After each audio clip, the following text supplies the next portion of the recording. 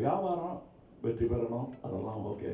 என் சினிமாவும் வெல்ல வேண்டும் என்பதுதான் ஆரம்ப காலத்திலிருந்து நாங்கள் அதான் ஒரே மாதிரி எண்ணம் உடையவர்களுடன் பேசிக்கணும்.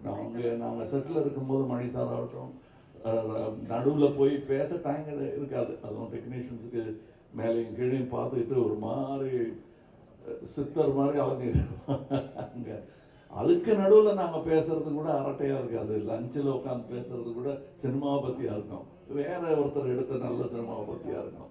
இப்படி ஒரு அற்புதமான சூழலில் நாங்கள் இந்த படத்தை எடுத்துருக்கணும். இந்த மாதிரி ஆரோக்கியமான ஒரு சூழல் ஐமைவேதே எவ்வளோ பணம் கொடுத்தாலும் கிடைக்காது.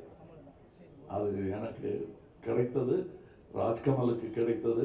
ராஜ்கமலுக்கு பின்னாடி இருக்கிற அந்த இன்டர்நேஷ்னல்ங்கிற அந்த வார்த்தைக்கு முழு அர்த்தத்தை மணிரத்னம் எங்கள் டெக்னீஷியன்ஸ் கொடுத்துருக்கிறார்கள்.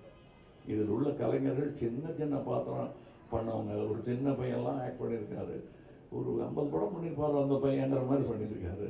அதுக்கு நிஜமாவே 100-200 படம் பண்ணவங்கலாம் சின்ன சின்ன வேஷங்கள் பண்ணியிருக்காங்க. இந்த சந்தோஷத்துக்காக, மணி சார் கூட ஒர்க் பண்ணுங்கிற சந்தோஷத்துக்காக தான் பாதி பேர் இருந்தாங்க. சம்பளம் 2ஆம் பட்சம் தான் அவங்களுக்கு.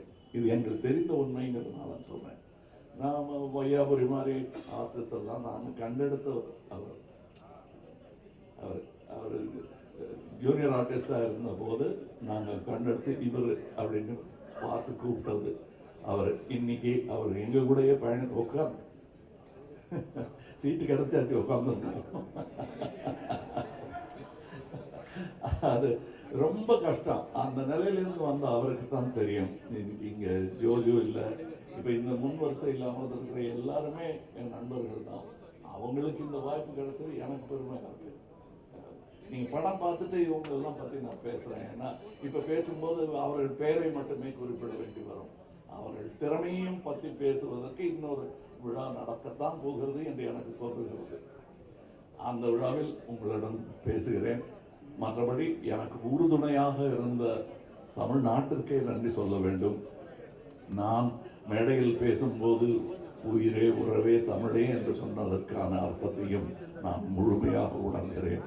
நன்றி, வணக்கம்.